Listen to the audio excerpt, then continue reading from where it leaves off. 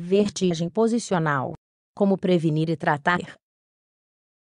A vertigem posicional, também conhecida como vertigem postural paroxística benigna, é uma condição comum em pessoas entre 40 e 50 anos. Em até 50% dos casos, não se conhece a causa que a provoca. Em muitos casos, ela desaparece espontaneamente. 1 em cada 3 pessoas sofre de um episódio de vertigem posicional simples durante a vida. Quase sempre é algo temporário e sem grandes consequências. A condição foi descrita pela primeira vez por Barani, em 1921, e até o momento não há um tratamento específico para combatê-la. Estima-se que 2,5% da população experimentará uma crise severa de vertigem posicional ao longo da vida. A incidência aumenta com a idade, e até 9% das pessoas com mais de 60 anos sofrem deste tipo de problema, constituindo um motivo considerável para consulta. O que é a vertigem posicional? A vertigem postural se define como uma ilusão de movimento, seja do ambiente ou da própria pessoa. A sensação é como a de um balanço giratório, deslocamento do corpo ou movimento do solo.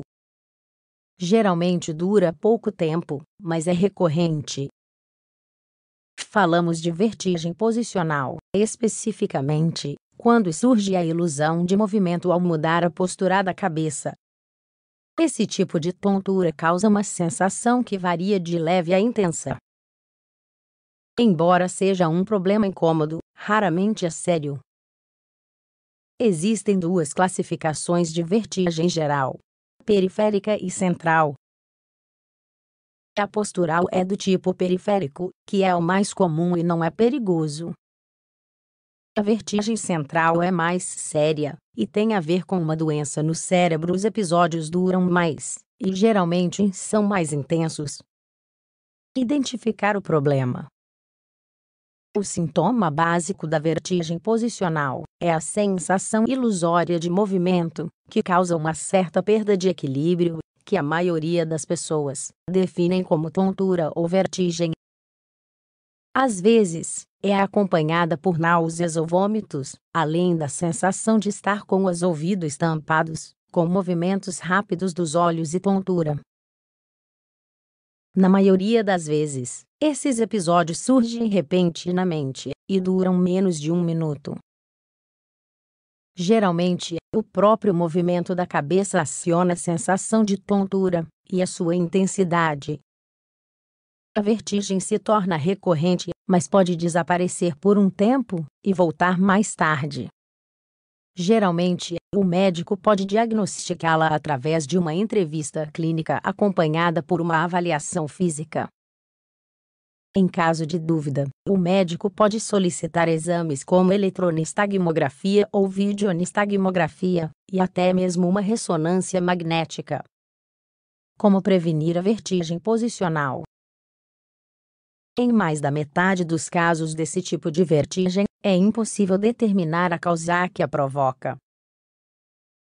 Em geral, não há fatores de risco relevantes, mas é mais comum, em quem tem histórico familiar do problema, já teve infecção de ouvido, ou levou uma pancada na cabeça mesmo, que não tenha sido grave.